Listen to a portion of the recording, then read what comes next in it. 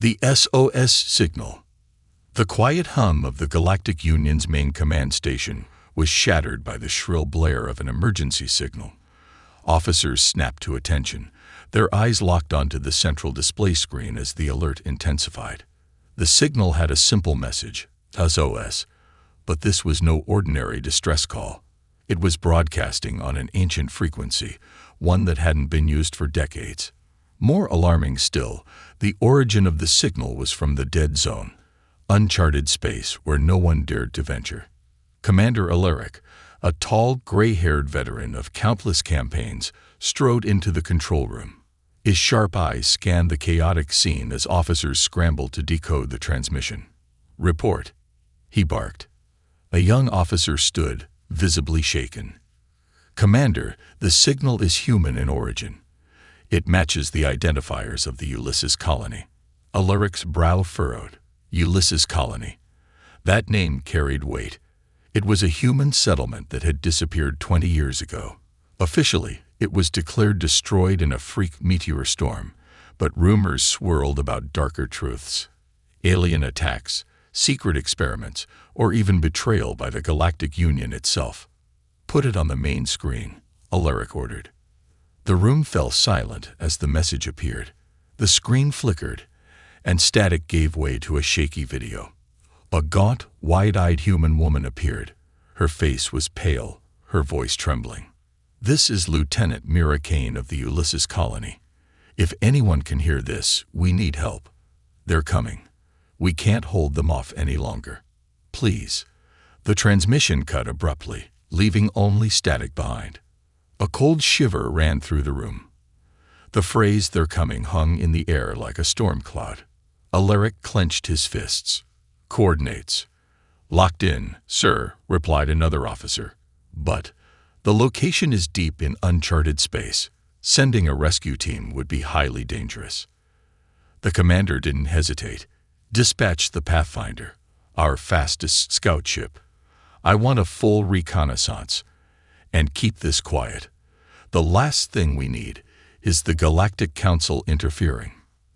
The Pathfinder launched within the hour, its sleek, silver frame disappearing into the black void of space. On board, Captain Leora Hayes and her crew of 5 braced for the unknown. Leora, a skilled pilot with a reputation for fearless exploration, stared at the coordinates on her screen. A colony thought dead sends a distress signal 20 years later. "Something about this stinks," she muttered. Her co-pilot, a young engineer named Soren, nodded. "Even if survivors are out there, why wait so long to call for help? And what's with the cryptic warning?" The Pathfinder glided through the stars, navigating treacherous asteroid fields and nebula.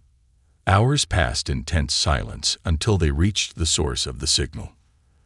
The crew stared in awe as a massive debris field came into view. Twisted metal fragments floated aimlessly, the remains of what appeared to be ships, not just human, but alien as well. "This doesn't look like a colony," Soren whispered. Leora's voice was steady, but her grip on the controls tightened. "No, it doesn't. Scan the area.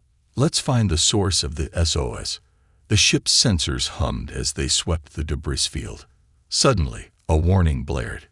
Energy readings spiked off the charts. Something massive was powering up nearby. Before the crew could react, an ominous shadow loomed over the Pathfinder. A colossal alien ship emerged from the darkness, its jagged design unlike anything in the Galactic Union's database. The ship emitted a low, rumbling sound that seemed to vibrate through their very bones. "Evasive maneuvers," Leora shouted, throwing the Pathfinder into a desperate dive. But the alien vessel was fast, too fast. A blinding beam of energy struck the Pathfinder's rear engines, sending the ship spiraling out of control. "Mayday! Mayday!" Soren yelled, frantically trying to stabilize the ship. "We're hit. Engines are down." Leora gritted her teeth, fighting to regain control. "Send the data back to the Union. They need to know what we found." As the Pathfinder tumbled toward an unknown fate, Soren managed to transmit a fragmented report. The last thing recorded before the transmission cut was a single image. The alien ship, with its deadly weapons glowing ominously, and the faint outline of what looked like a massive station hidden behind it. Back at the Galactic Union Command Station, Commander Alaric watched as the Pathfinder's transmission abruptly ended. He stood motionless, his mind racing. The SOS signal wasn't just a cry for help. It was a warning, a trap. "Prepare the fleet," Alaric ordered, his voice grim, and informed the Deathworlders. "Humanity will want to handle this personally." The room erupted in activity, but Alaric stared at the screen, his face dark with determination. Whatever was waiting out there, he knew one thing for certain: humanity would not back down. The SOS had set events into motion, and the galaxy was about to witness the wrath of the Deathworlders. Deathworlder fleet mobilized. Far away from the polished halls of the Galactic Union, deep in the heart of human-controlled space, the Deathworlder fleet stirred. Known as Earth's Iron Claws, these ships were the stuff of legend and terror.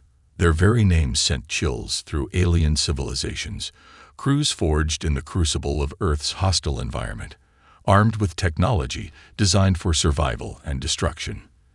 They were the protectors of humanity, the last line of defense, and the first to retaliate. Admiral Cal Voss stood on the bridge of the Erebus, the flagship of the Deathworlder fleet. His chiseled features betrayed no emotion as he reviewed the fragmented report from the lost Pathfinder. The image of the alien ship lingered on the screen, its jagged form etched into his mind. "The Union didn't send this to us officially," said Commander Rhea Cole, his second-in-command, her tone sharp. "The transmission was intercepted by one of our probes. They're trying to contain the situation." Cal's steel-gray eyes flicked to her. "Contain, or bury. The Union would rather risk another massacre than admit they need us." Rhea smirked, though her eyes remained cold. "They fear us more than they fear the enemy." Typical. Cal leaned forward, his voice low and deliberate. "Fear is irrelevant. Humanity answers its own calls. Prepare the fleet. I want strike groups ready to mobilize within the hour." The Erebus came alive as orders were issued. Crew members, each handpicked from Earth's harshest environments, moved with purpose. Among them was Lieutenant Arlen Vega, a young tactical officer with a reputation for unorthodox strategies. He approached the Admiral with a data slate in hand. "Sir, preliminary analysis suggests that the alien ship's energy readings match those of the Tatheri," Arlen said, his voice steady despite the weight of his words. Cal's jaw tightened. The Tatheri, a race of cunning predators who thrived on conquest and subjugation. They were one of the few species foolish enough to challenge humanity, and one of the few who had survived the encounter. "Then it's no accident," Cal said grimly. "The Tatheri are testing us, prodding our defenses. They think we're vulnerable." Arlen hesitated. "Sir, if this is a trap..." Cal cut him off. "We're not walking into it blind. The Tatheri have underestimated us before. They'll make the same mistake again." As the fleet prepared, a council of human leaders convened via secure hololink. Representatives from Earth, Mars, and the outer colonies debated fiercely. "This is reckless," argued Councillor Dren Halvok, a politician from Mars. "Mobilizing the fleet without concrete evidence risks open war with the Tatheri." Councillor Elena Moreau from Earth's orbital cities countered, her tone icy. "And doing nothing risks the annihilation of our people." The SOS wasn't just a plea for help. It was a warning. The Tatheri are sending a message, and if we don't respond, they'll see it as weakness. Admiral Cal's voice cut through the bickering. "This isn't a negotiation. The Deathworlder fleet is mobilizing with or without the Council's blessing. Humanity doesn't wait for permission to defend itself." The Council fell silent, the weight of his words pressing down on them. They knew Cal was right. Humanity's history was one of defiance, of rising to meet challenges no one else could face. This time would be no different. The Deathworlder fleet set course for the SOS coordinates, their engines roaring like ancient gods of war. The Erebus led the charge, flanked by sleek destroyers and hulking battleships. Each vessel was armed to the teeth, equipped with technology that blurred the line between science and magic in the eyes of less advanced species. On board the Erebus, Kale gathered his senior officers in the war room. A holographic projection of the alien ship dominated the center of the table. "Our primary objective is to recover any survivors and neutralize the threat," Kale began. "But make no mistake, this is likely a Tatheri ambush. We'll hit them hard and fast, leaving no room for counterattacks." Rhea stepped forward, her expression fierce. "We'll deploy cloaked scouts ahead of the main fleet to gather intel. If the Tatheri have fortified the area, we'll know before they see us coming." Arlen added, "And if they have a fleet waiting, our EMP ordnance can cripple their systems long enough for a decisive strike." Kale nodded, satisfied. "Good. The Tatheri think they understand us. They think humans are reckless, emotional, predictable. Let's prove them wrong." The fleet reached the edge of the dead zone, a desolate expanse of space littered with ancient wreckage and faint whispers of forgotten battles. As the Erebus and its escorts slowed to scan the area, the tension on board was palpable. "Energy readings detected," called out a sensor operator. "Multiple signatures, large ships, cloaked." Cal's eyes narrowed. "The Tatheri are here." A chilling silence fell over the bridge. Then, as if on cue, the void erupted with light. Dozens of Tatheri warships decloaked, their weapons aimed directly at the Deathworlder fleet. The alien vessels bristled with cruel, jagged designs, each one a symbol of the Tatheri's savage nature. Rhea smirked, her hands dancing over the controls. They took the bait. Cal's voice rang out, calm and commanding. "All ships, engage at will. Show them what it means to challenge Deathworlders." The Erebus surged forward, its weapons blazing as the fleet plunged into battle. Alien ships exploded in fiery bursts, and the Deathworlders advanced with relentless precision. For every volley the Tatheri fired, humanity responded with twice the force. As the chaos unfolded, Kel couldn't shake the feeling that this was just the beginning. The SOS had drawn them into the dead zone. But why? What were the Tatheri hiding? Whatever the answer, Kale knew one thing. The Deathworlders would uncover the truth, and the galaxy would never be the same. The trap. The battle raged on in the dark void of the dead zone. The Deathworlder fleet fought with surgical precision, their strikes devastating the Tatheri warships. But even as alien vessels exploded in brilliant flashes, Admiral Cal Voss couldn't shake the growing unease in his gut. "They're holding back," he muttered, his eyes fixed on the tactical display. The Tatheri fleet had superior numbers, yet their attacks lacked the ferocity he expected. It was as if they were stalling. Commander Rhea Cole glanced at him. Stalling for what? Kale didn't answer immediately. His gaze swept over the battlefield, then shifted to the faint energy signatures pulsing from a nearby sector. "For time," he said finally. "They're luring us in." On the bridge of the Erebus, Lieutenant Arlen Vega studied the data stream pouring in from their cloaked scouts. His voice broke through the tense silence. "Sir, I'm picking up something. Big. Energy readings, massive ones, coming from a structure hidden in the debris field." A hologram blinked to life, showing a jagged station half buried in the wreckage. Its design was unmistakably alien but bore no resemblance to the Tatheri. Pulsing conduits ran across its surface like veins, feeding power to an enormous central chamber. "What the hell is that?" Rhea asked, her voice low. Kel's face hardened. "Something the Tatheri want to protect. Something worth drawing us into a trap." The Deathworlder fleet pressed forward, their attacks relentless, but Kel's mind was already calculating the next move. He turned to Rhea. "Pull back the main fleet. I want 3 frigates and a stealth corvette to follow me. We're going to investigate that station." "You're walking into their trap," Rhea said, her tone sharp. Kel's lips curled into a grim smile.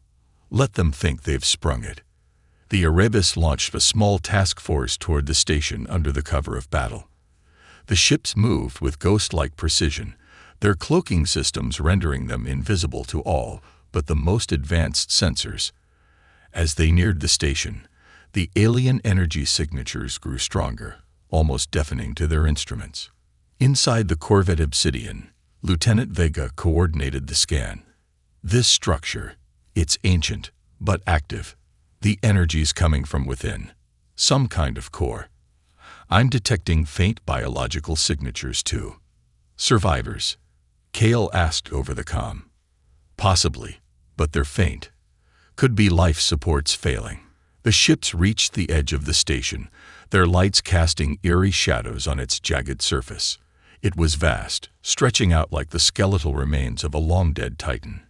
Strange markings, neither human nor Tatheri, etched its surface, glowing faintly in the darkness. The Obsidian found an entry point, a yawning fissure in the station's hull. Kale ordered a boarding party, including himself, to investigate. Armed with exosuits and cutting-edge weaponry, the team descended into the unknown. Inside, the station was a labyrinth of dark corridors and alien technology. The air was thick with a strange, metallic tang, and the walls pulsed faintly as if alive. Cal's team moved cautiously, their helmets illuminating the path ahead. Signs of a struggle, Rhea said, pointing to deep gouges in the walls, and a trail of dark, viscous fluid. It's not human blood, Arlen noted, his visor analyzing the substance. Tatheri, maybe, but something else too. The deeper they ventured, the stronger the energy readings became. Finally, they reached the central chamber, a massive cathedral-like space dominated by a glowing core suspended in the air. It pulsed rhythmically, each beat sending ripples of energy through the station. And around the core were pods, hundreds of them. Each contained a figure, human, alien, and something unrecognizable. Their bodies were connected to the core by tendrils of shimmering light. This is harvesting them, Arlen said, his voice tinged with horror. Their life force, their energy, it's feeding the core. Cal's jaw tightened.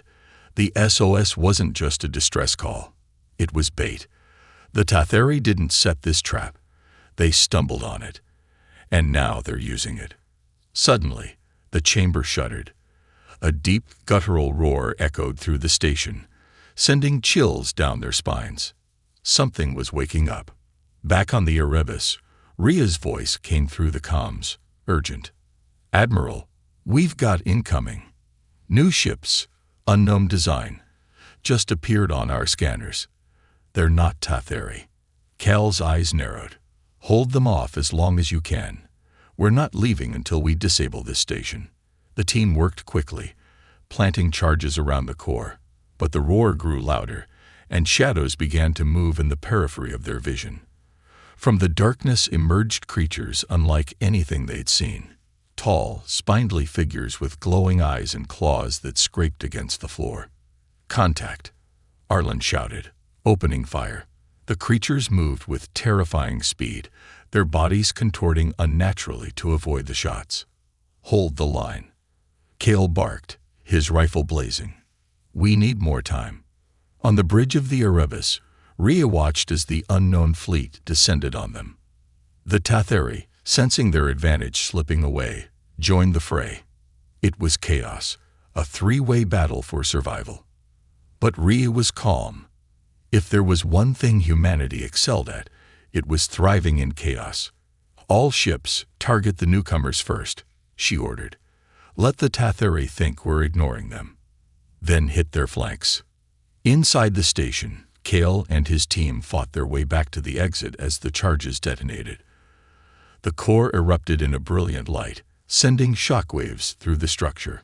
The pods shattered, releasing their captives, most of whom were too weak to move. We got what we came for, Kale said, carrying a barely conscious human survivor over his shoulder. Now let's get out of here.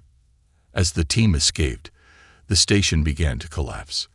The Deathworlders had sprung the trap, but in doing so, they had uncovered something far more dangerous than the Tatheri. Whatever controlled the station wasn't just alive. It was watching them. And it wasn't finished. Wrath of the Deathworlders. The void of space burned with fire as the Deathworlder fleet unleashed its fury. The battle was no longer confined to the alien trap. It had spilled into a chaotic, galaxy-shaking conflict between the Deathworlders, the Tatheri, and a third, unknown force. Amid the chaos, humanity's relentless nature began to emerge, calculating, adaptive, and unyielding. A calculated retreat. Back aboard the Erebus, Admiral Cal Voss assessed the situation. The holographic battlefield shimmered before him, showing the positions of the three fleets. The unknown ships were sleek and almost organic in design, their weaponry emitting pulses of energy that tore through both Tatheri and human vessels. "They're hitting everything indiscriminately," Rhea Cole said, studying the display. "No allegiance, no pattern." "They're opportunists," Cale said, his voice like steel. "They want the station destroyed, and anyone near it with it, but they don't know us." The station's destruction had destabilized the region, scattering debris and energy surges like a storm. Cale saw opportunity where others might see chaos. "Order all ships to fall back into the debris field," he commanded. "Use the wreckage as cover. Cloaked ships will flank the unknown fleet, while the main force feints toward the Tatheri." Rhea hesitated for only a moment. "You're dividing our forces. I'm dividing their attention," Cale corrected, his gaze unwavering. "Let's show them what happens when they underestimate us." The Deathworlders strike back. The Deathworlder fleet executed the maneuver flawlessly. Battleships withdrew into the swirling chaos of the debris field, their massive forms vanishing into the storm of twisted metal. Cloaked frigates circled the unknown fleet like predators stalking prey, waiting for the perfect moment to strike. Meanwhile, the Tatheri fleet, disoriented and desperate, pushed forward, believing the humans were retreating. Cale's gamble worked.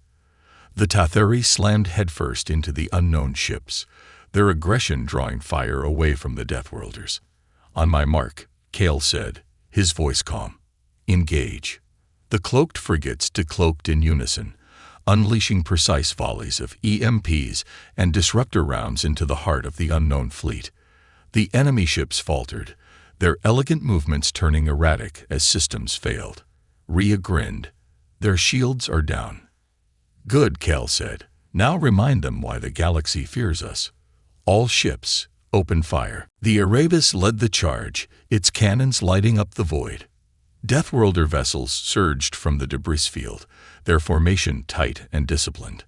The once imposing unknown fleet began to buckle under the relentless assault. The Tatheri's desperation. On the other side of the battlefield, the Tatheri realized their mistake too late. Trapped between the humans and the unknown force, they fought like cornered animals. Their desperation made them dangerous, but not unstoppable. On board the Tatheri flagship, Supreme Commander Vexrel seethed. "The humans are outmaneuvering us again," he roared, his claws carving into the armrest of his throne. "How do they always do this?" "They adapt faster than we can," his advisor said nervously. "Their tactics are unpredictable." Vexrel's red eyes burned with hatred. "Then we stop playing their game. Deploy the Berserkers." The Berserkers arrive. A new wave of Tatheri ships appeared on the battlefield. These were no ordinary vessels. They were massive, hulking monstrosities bristling with weapons. The Berserkers were the Tatheri's last resort, designed for one purpose: destruction at all costs. Back on the Erebus, alarms blared as the Berserkers powered up their devastating weapons. "Massive energy spikes," Arlen Vega reported. "They're going to target everything, even their own fleet." Cal's jaw tightened. "They're trying to take us all down with them." "Target those ships first." The Deathworlders shifted their focus, their coordinated attacks converging on the Berserkers. But the monstrous ships were heavily armored, and every hit only seemed to enrage them. "We need a new plan," Rhea said. Cal's mind raced. "Send our fastest corvettes in. Target their exposed weapon ports with plasma drills. If we can't destroy them, We'll disarm them. The turning point. The corvettes darted through the chaos, their speed and agility unmatched. Plasma drills burned through the berserkers' defenses, disabling their most dangerous weapons. The Tathari's last hope crumbled as the berserkers fell, one by one. But as the Deathworlders celebrated their victory over the Tathari, a chilling realization dawned. The unknown fleet wasn't retreating, it was regrouping. Their ships moved with eerie coordination, forming a new, tighter formation. They've adapted to our tactics, Arlen said grimly. They're learning from us. Cal's voice was steady, but there was an edge to it. Then we'll show them what they can't learn. Resolve. The final blow. Cal ordered the fleet to consolidate, forming a phalanx around the Erebus. The Deathworlders prepared for a final, all-out assault. The unknown ships advanced, their weapons charging for one devastating attack. As the enemy closed in, Cal activated a final contingency plan. The Erebus's Nova Array. It was humanity's most advanced weapon, capable of unleashing a focused burst of energy powerful enough to disable an entire fleet. Prepare to fire, Cal ordered. On my signal. The bridge crew held their breath as the Erebus powered up. The enemy ships loomed closer, their weapons aimed directly at humanity's heart. Fire. The Nova Array erupted in a brilliant cascade of light, washing over the battlefield. The unknown ships froze in place, their systems overloaded. One by one, they began to drift, powerless. Aftermath. The Deathworlder fleet stood victorious, but Cal knew the battle was far from over. The Tathari were crippled, but not destroyed. The unknown enemy had been halted, but not defeated. And the station, whatever it was, had left more questions than answers. As the Erebus navigated the wreckage, Cal stared out at the void, his expression grim. This wasn't just a battle. It was a warning. Something bigger is coming. Rhea stepped beside him. And when it does, Cal's gaze hardened. Then we'll show them why humanity survives. The Deathworlders may have won this fight, but the war was just beginning, and humanity would be ready. Wrath of the Deathworlders. The aftermath of the station's destruction was a battlefield drenched in chaos. The Deathworlders had struck a blow against the Tathari and revealed the presence of a third enigmatic force, but victory remained out of reach. Admiral Cal Voss, standing at the center of the Erebus's command deck, knew they were only beginning to grasp the true stakes. A tactical puzzle. Enemy formations have shifted, Lieutenant Arlen Vega reported, his voice laced with urgency. The Tathari are pulling back, but the unknown fleet is converging. They've adapted to our hit-and-run tactics. Admiral Cal studied the battlefield hologram, his sharp eyes catching subtle movements others might miss. The Tathari's retreat wasn't just tactical. They were herding the Deathworlders closer to the unknown fleet. It was a strategy of mutual annihilation, a desperate gambit to ensure neither humanity nor this new threat walked away unscathed. Commander Cole, Cal called out. Prepare to deploy our flanking units, target their lead vessels, and disrupt their momentum. Rhea Cole, ever the pragmatist, raised an eyebrow. You think they'll fall for that? Cal's expression remained grim. They'll have to. If they're adapting, we'll force them to adapt faster than they can handle. The Deathworlder counterstrike. The Deathworlder fleet split into smaller, highly coordinated strike groups. Each group moved with precision, darting through the debris field left by the alien station's destruction. While one group launched decoy attacks, others targeted weak points in the unknown fleet's formation. The Erebus led the charge against the unknown fleet's largest ship, a towering vessel shaped like an enormous crescent. Its hull shimmered with an otherworldly light, and strange symbols glowed faintly along its surface. Energy readings are spiking, Arlen warned. They're charging something big. Cal didn't hesitate. Deploy the kinetic harpoons. Anchor us to their ship. The bridge crew exchanged startled glances, but followed his orders. Massive harpoons fired from the Erebus, embedding themselves into the alien vessel's hull. The enemy ship shuddered as the Erebus locked itself into position. "Admiral," Rhea said sharply, "if they fire that weapon, we'll be caught in the blast." Cal's voice was calm, but his eyes burned with determination. "We won't give them the chance. Send in the breach teams." Boarding the Beast. While the battle raged outside, elite Deathworlder soldiers stormed the enemy ship, cutting through its hull with plasma torches. The interior was like stepping into another dimension. The walls pulsed with an organic glow, and the air was thick with an electric charge. Captain Leora Hayes, leading the breach team, moved swiftly through the alien corridors. Her team's mission was clear: disable the ship's weapon systems before it could fire.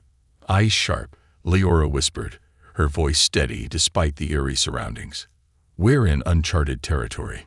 The team advanced cautiously, encountering strange, spider-like drones that skittered along the walls.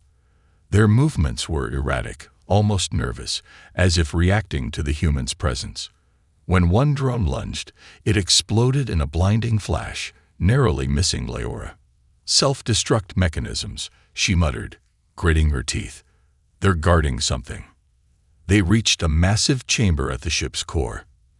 In the center was a pulsing orb of light, connected to the walls by tendrils of glowing energy. It pulsed rhythmically, like a heartbeat, and every pulse sent waves of energy through the ship.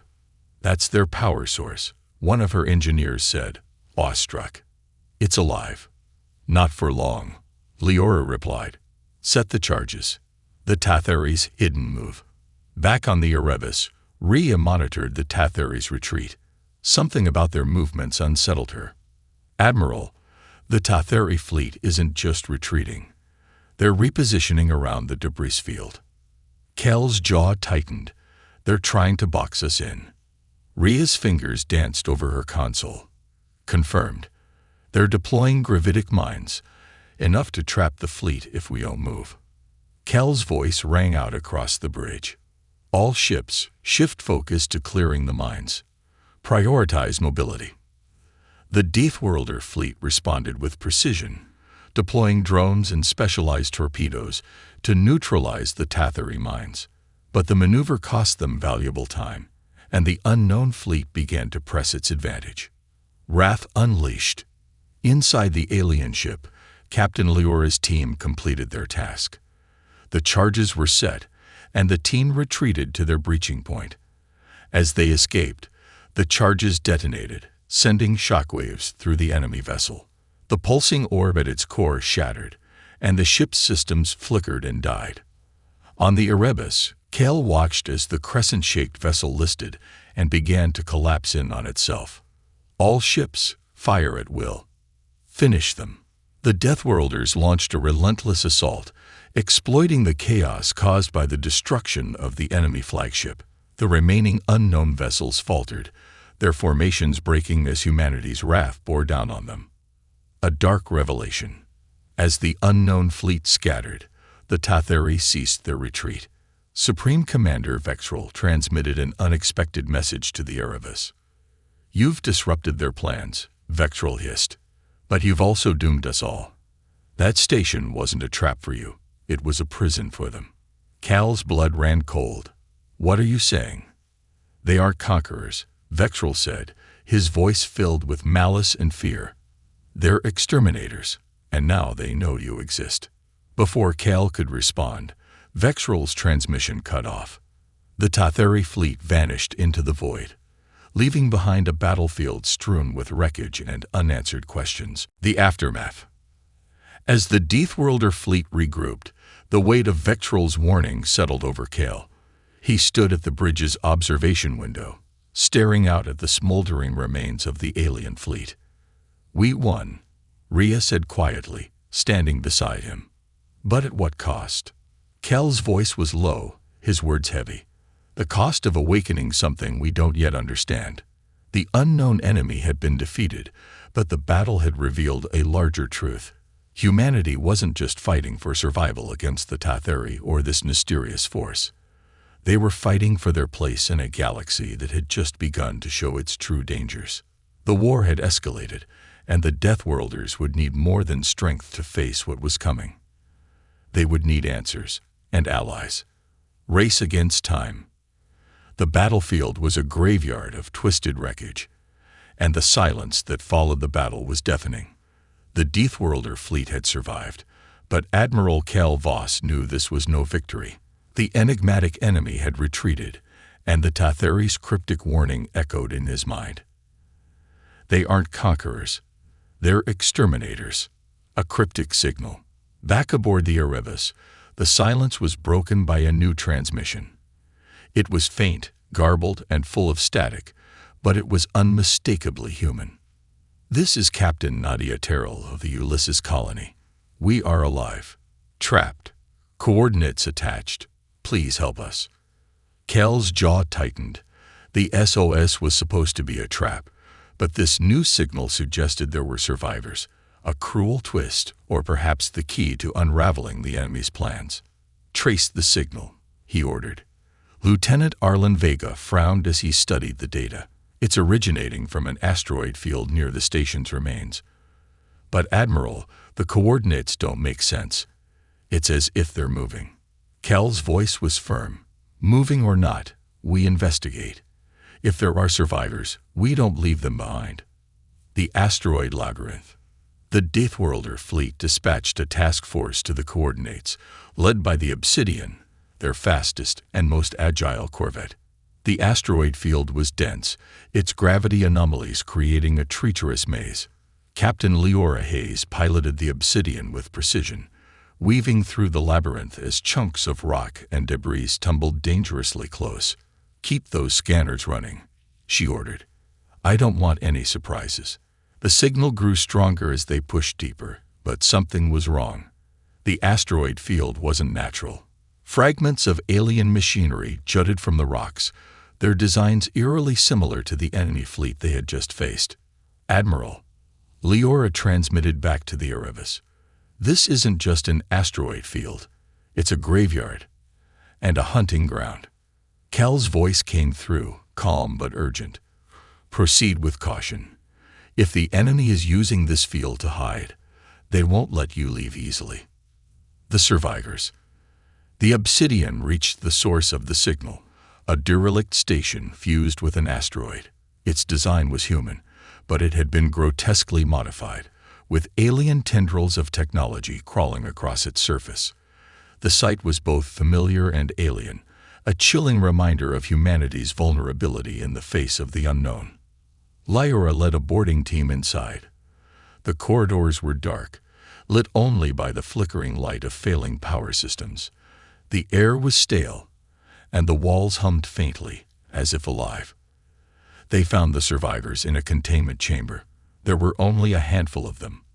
Emaciated, pale, and hooked up to alien devices that pulsed with energy. Captain Nadia Terrell, barely conscious, lifted her head as the team approached. You came," she whispered, her voice hoarse. We didn't know if anyone would." Leora crouched beside her. "We're here to get you out. What happened here?" Nadia's eyes darted to the strange devices around her. "The station, it wasn't ours. It was theirs. We were experiments, batteries for their machines. They're still here," the enemy revealed. As Leora's team worked to free the survivors, the station shuddered. A deep guttural hum reverberated through the structure, growing louder with each passing second. "They know we're here," one of her team members said, panic creeping into their voice. The hum reached a crescendo as alien creatures emerged from the shadows, tall, skeletal beings with glowing eyes and razor-sharp limbs. They moved unnaturally, as if their bodies were half mechanical. "Contact!" Lyora shouted, raising her weapon. The team opened fire, their bullets tearing through the creatures, but more kept coming.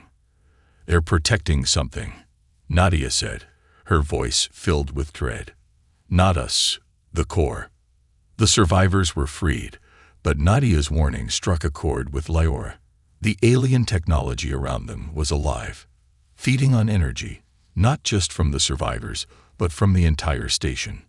"We can't leave this place standing," Leora said. If this is some kind of weapon, we destroy it. A desperate escape.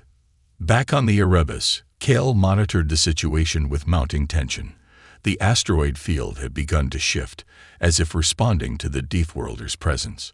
Chunks of rock collided, creating violent shockwaves that threatened to crush the fleet. "We're losing time," Cole said. "If we don't extract them now, we risk losing the entire task force." Kel's voice was steady. "They'll make it. Prep the fleet for extraction." Inside the station, Leora's team planted charges around the alien core. The creatures fought relentlessly, but the Deathworlders held their ground, buying just enough time to complete their mission. As they retreated, the charges detonated, and the core erupted in a blinding wave of light. The station began to collapse, its alien components tearing apart as the structure disintegrated. "Move," Leora shouted as her team sprinted for their ship. The Obsidian launched just as the station imploded, sending a shockwave that rippled through the asteroid field. A chilling discovery. The task force returned to the Erebus, and the survivors were rushed to medical care. Kale questioned Nadia personally, her account both harrowing and enlightening. "They weren't just using us as batteries," Nadia explained. "They were studying us, learning how we think, how we fight. They're preparing for something, a harvest." Cal's face darkened. "And the station? Was it a weapon?" Nadia shook her head. "No, it was a beacon." Her words sent a chill through the room. "A beacon for what?" Rhea asked. "For them," Nadia said, her voice trembling. "And now, they know where you are." A grim resolution. Kale stood on the bridge, staring into the void. The destruction of the station was only a temporary reprieve. The enemy wasn't just powerful, they were deliberate, patient, and calculating. "We've bought ourselves time," Rhea said, joining him. "But not much." Kale nodded. "Time is all we need. If they think we'll wait for their next move, they're wrong.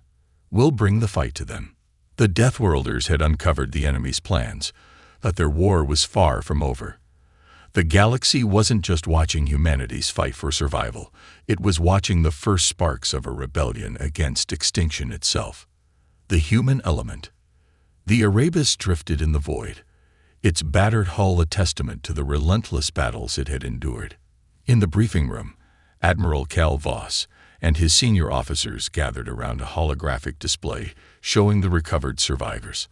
Among them was Captain Nadia Terrell, whose haunting words still echoed in their minds. "It was a beacon. And now they know where you are." The survivor's story. Nadia sat at the center of the room, pale and visibly drained, but her resolve was unbroken. Her voice was steady as she recounted the horrors of her captivity. "They took us because we were human," she began. "They said we were unique, resilient. They called us exceptional anomalies." Her tone darkened. "They didn't just want to use us as energy sources. They wanted to understand why we survive." Cal's face was unreadable, but his clenched fists betrayed his emotions. "And did they succeed?" Nadia shook her head. "Not yet, but they learned enough to fear us. That's why they're coming." Rhea Cole leaned forward. "Do you know what they are, or what they want?" Nadia hesitated, her eyes darting to the holographic display of the alien station they had destroyed. "They're not conquerors, not like the Tatheri. They don't want land or resources. They want balance, a galaxy without chaos, without defiance. And they see us as the ultimate disruptors." Cal's voice was cold. "Then they'll learn what it means to disrupt humanity." The moral dilemma. As the officers left the briefing room, Cal called for an immediate war council. The survivors had provided valuable intelligence, but their weakened state posed a challenge. They were still linked to alien technology, their bodies dependent on it for survival. "We can't take them into battle," Rhea said bluntly. "They're liabilities." "They're more than that," Arlen Vega countered. "They're proof that we can survive their systems. If we can study the tech, we might gain an edge." Kale listened in silence before speaking. We don't abandon our own, but we also don't risk the fleet for sentiment. Arlen, work with medical to stabilize them. Rhea, prepare a contingency plan. If we're compromised, I won't hesitate to order their evacuation, even if it means leaving them behind. The room fell silent. Cal's pragmatism was necessary, but it was a bitter pill to swallow. The hidden arsenal. Meanwhile, the recovered survivors revealed a critical piece of information. The aliens weren't working alone. They had seeded other beacons across the galaxy, each one guarded by a piece of their technology. An arsenal designed to cripple any resistance. One of these locations, Nadia revealed, was within striking distance. They kept talking about it, she said. A nexus, a place where they store what they've learned. Cal's decision was immediate. We hit it, hard and fast. Rhea raised an eyebrow. We don't know what's there, Admiral. Could be a trap. Cal's lips tightened. It's always a trap. But if we can destroy their nexus, we might buy ourselves enough time to shift the balance. The infiltration. The Erebus and a small task force set course for the nexus coordinates. The fleet navigated through treacherous space, encountering gravitational anomalies and fields of ancient wreckage. When they arrived, they found an imposing alien structure, a fortress-like station bristling with defensive systems. The Deathworlders didn't hesitate.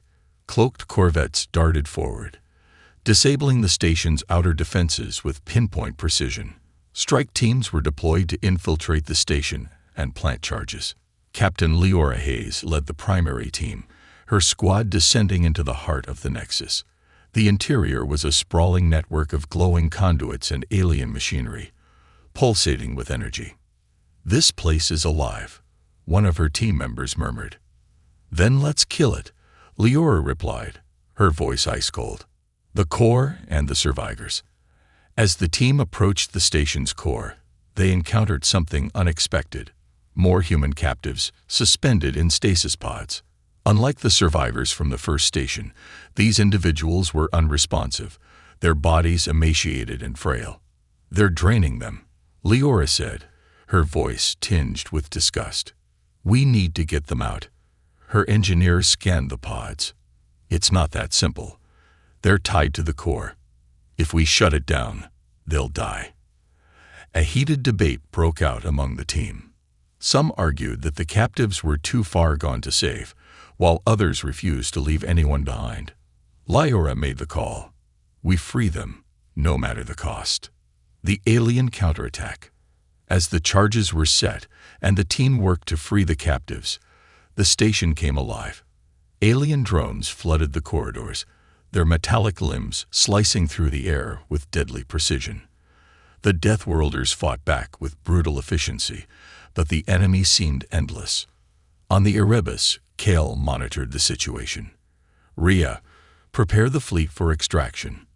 If we lose contact with Leora's team, we pull out." "They won't leave without finishing the mission," Rhea said grimly. "They don't have to," Kale replied, his voice steely. "If this place survives, humanity doesn't." The sacrifice. Inside the station, Leora's team managed to free the captives, but the core's energy levels spiked dangerously. The charges wouldn't be enough to destroy it outright. Someone would need to manually overload the system.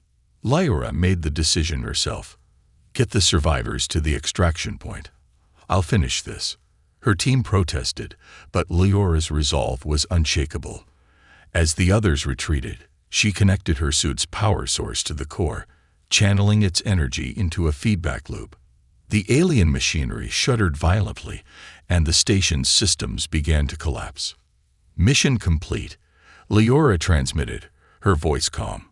"Tell the Admiral. It's been an honor." The station detonated in a blinding explosion, and the task force barely escaped the blast radius. On the bridge of the Erebus, Kale watched the destruction unfold, his face a mask of stoic grief. Aftermath. The Deathworlders had struck a devastating blow against the enemy, but it had come at a cost. Lyora's sacrifice weighed heavily on the fleet, a stark reminder of the war's brutal reality. In the medical bay, the freed captives began to recover, their survival a testament to the Deathworlders' resolve. Nadia approached Kale, her expression somber. She didn't die for nothing. You've given us hope. Cal's gaze was distant. Hope is a luxury we can't afford. We fight because there's no other choice. As the fleet prepared for its next move, Kale knew the war was far from over. The enemy was vast, their plans inscrutable, but humanity had proven one thing. No matter the odds, they would never go quietly. The wrath unleash. The galaxy trembled as the Deathworlder fleet prepared for its final move. The destruction of the Nexus had revealed a chilling truth. The enemy wasn't just waging war. They were purging the galaxy of anything they deemed chaotic. Humanity's resilience, its defiance of the odds, had made it the enemy's primary target. Now, Admiral Cal Voss stood at the helm of the largest Deathworlder fleet ever assembled, ready to face an enemy that had pushed them to the brink. A grim plan. In the war room of the Erebus, Kale addressed his senior officers. The hologram before them showed the enemy's homeworld, an artificial planet cloaked in layers of defensive grids and pulsating with an ominous energy signature. This is their core, Kale said, his voice calm but cold. If we destroy it, we cut off their ability to coordinate their forces. They become fractured, vulnerable. Commander Rhea Cole studied the display. Getting through those defenses will be suicidal. Even if we breach the grid, there's no guarantee we'll make it to the core. Kale nodded, which is why we're not just breaching it. We're turning it against them. He outlined the plan. A coordinated assault to overload the enemy's planetary defense systems, forcing them to implode. It was a desperate gamble, relying on precise timing and the willingness of every ship to face certain death. Rhea folded her arms. And if we fail? Cal's eyes burned with determination. We don't fail. The final battle begins. The Deathworlder fleet emerged from hyperspace at the edge of the enemy's home system. Before them lay an armada of alien ships, their sleek, predatory forms glinting in the light of a dying star. The enemy had been waiting. All ships, hold formation, Kale ordered. Let them come to us. The alien fleet surged forward, their movements unnervingly synchronized. But the Deathworlders were ready. As the enemy closed in, the Erebus unleashed a barrage of EMP bursts, disrupting their formations. Smaller ships darted between the chaos, targeting weak points with surgical precision. They're adapting again, Arlen Vega reported, his voice tight. Their response times are getting faster. Cal's lips thinned. Good. Let them keep up. The infiltration team. While the fleet engaged the enemy armada, a cloaked strike team slipped through the chaos, piloting a heavily modified corvette. Their mission: to infiltrate the artificial planet and plant a device that would overload its energy core. Captain Leora Hayes should have been leading the team, but her sacrifice had left a void. In her place stood Nadia Terrell, recovered but still bearing the scars of her captivity. Despite her weakened state, her resolve was unshakable. Once we're inside, we'll only have minutes to plant the device and get out, Nadia said, briefing her team. If we're caught, we won't be, the grizzled veteran interjected. We've got her spirit with us. The team's ship pierced the planetary grid, navigating a labyrinth of defenses with Nadia at the helm. The interior was a nightmarish blend of organic and mechanical design, pulsing with the same eerie light they had seen before. Inside the core, the strike team reached the core chamber, a cavernous space dominated by a massive, pulsating orb suspended in the air. Tendrils of energy snaked out from the orb, connecting it to the planet's systems. This is it, Nadia whispered. Set the charges. As the team worked, the chamber began to hum. The orb's light intensified, and shadows moved in the periphery. The enemy had detected their presence. Creatures emerged from the shadows, their skeletal forms bristling with alien weaponry. The team fought fiercely, but the enemy's numbers seemed endless. Hold them off, Nadia shouted as she armed the final charge. We're almost there. Wrath unleashed. Outside, the battle had reached a fever pitch. The Deathworlder fleet was heavily outnumbered, but their relentless tactics and superior adaptability kept them in the fight. The Erebus led the charge, its weapons carving a path through the enemy lines. "Admiral, the infiltration team has planted the charges," Rhea reported. "They need an extraction now." Kale nodded. "Send in the dropships, and keep their path clear." The team fought their way back to the extraction point, with Nadia holding the rear. As the dropships arrived, she hesitated, glancing back at the core.